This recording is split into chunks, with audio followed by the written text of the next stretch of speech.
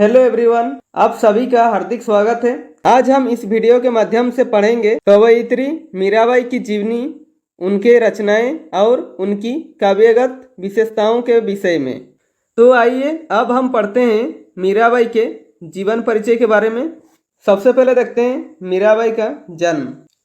कृष्ण भक्ति शाखा की हिंदी की महान कवयित्री मीराबाई की जन्मतिथि, जन्मस्थल और जीवन के बारे में अनेक जानकारी अन्य संत कवियों की भांति पूर्णतया प्रमाणिक नहीं है, परंतु अधिकांश विद्वानों के अनुसार भगवान श्री कृष्ण की प्रेम दीवानी मीराबाई का जन्म सन 1498 ईस्वी को राजस्थान में पाली जिले के कुड़की गांव में हुआ था।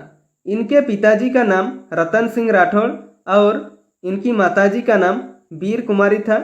इनके पिताजी राजपूत सियासत के शासक थे।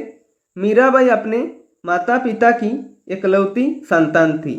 मीराबाई की बचपन में ही इनकी माता का देहांत हो गया था। इसके बाद इनके दादाजी राव दुदा ने इनका पालन पोषण किया था।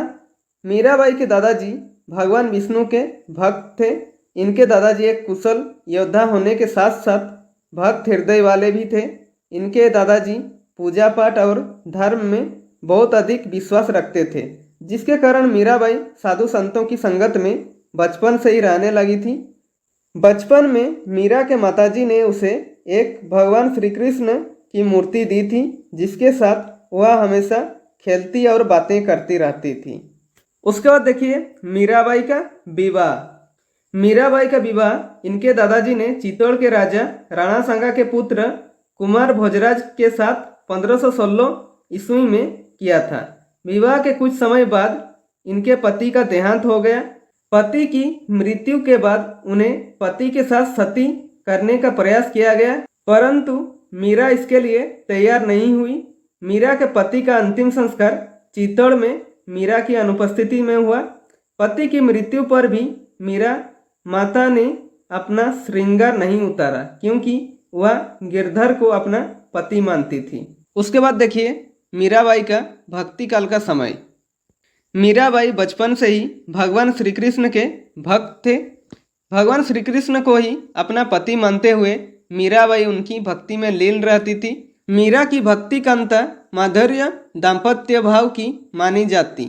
मीराबाई के पति गुजर जाने के बाद और अधिक भक्ति करने लग गई थी। मीराबाई मंदिरों में जाकर कृष्ण भक्तों के साथ नाचने लगती थी। इसके बाद मीरा का इस प्रकार नाचना राज परिवार को अच्छा नहीं लगा। उन्होंने मीराबाई को कई बार विष देकर मारने की कोशिश की थी। इसके बाद मीराबाई अपने परिवार वालों से परेशान होकर वृंदावन चली गई। मीराबाई के जाने के बाद उनकी लोकप्रियता से अभिभूत होकर राणा सांगा ने उन्हें वापस आने के लिए कई संदेश दिए, परंतु मीराबाई वापस नहीं आई। मीराबाई ने अपने सारे सांसारिक बंधन को तोड़ दिया था। वह कृष्ण भक्ति की गुणगान किया करती थी। मीराबाई जहाँ भी जाती थी वहाँ उसे लोगों का सम्मान मिलता था। लोग उन्हें देवी जैसा सम्मान देते थे। उसके बाद देखिए मीराबाई की मृत्यु। मीराबाई की मृत्यु कैसे हुई देखिए। मीराबाई अपने अंतिम दिनों में द्वारिका चली गई। वहाँ पर उत्सव चल रहा था और भक्तगण उसमें मगन थे। मीराबाई नाचते नाचते श्री रण छोड़राय मंदिर में प्रवेश कर गई थी। इसके बाद मंदिर के कपाट बंद हो गए।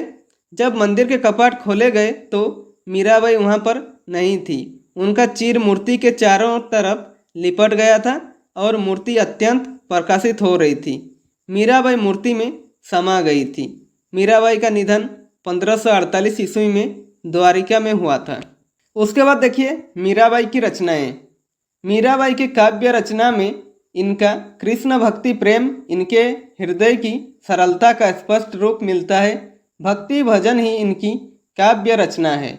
इनकी प्रत्येक पंक्ति सच्चे प्रेम से परिपूर्ण है। इनकी इसी प्रेमपूर्ण शैली की वजह से लोग आज भी इनकी पंक्तियों उतना ही तमन्ना से कहते हैं। मीराबाई ने अनेक रचनाएं लिखी हैं। मीराबाई ने 4 काव्य ग्रंथ लिखे थे। पहला नरसिंह जी का मायरा, दूसरा गीत गोविंद का टीका, तीसरा राग गोविंद और चौथा राग सौरभ। ठीक है। इसके अलावा उन्होंने अन्य रचनाएं भी लिखी, जिसमें मीरा पदावली, मीरा की मल्हार और गरबा गीत हैं। मीराबाई के उपनाम हैं भक्ति के तपोवन की शकुंतला, राजस्थान के मरुस्थल की मंदाकिनी। मीराबाई के पद राजस्थान मिश्रित ब्रज भाषा में है। मीराबाई ने कई चमत्कार दिखाने के लिए कोई काव्य नहीं रचा। मीराबाई के पदों में भगवान के प्रति अनन्य राग देखने को मिलते हैं। मीरा का काव्य माधुरी भाव का जीवंत रूप है। मीराबाई कृष्ण को अपना पति मानती थी और वह उन्हीं के वैराग्य में रहती थी।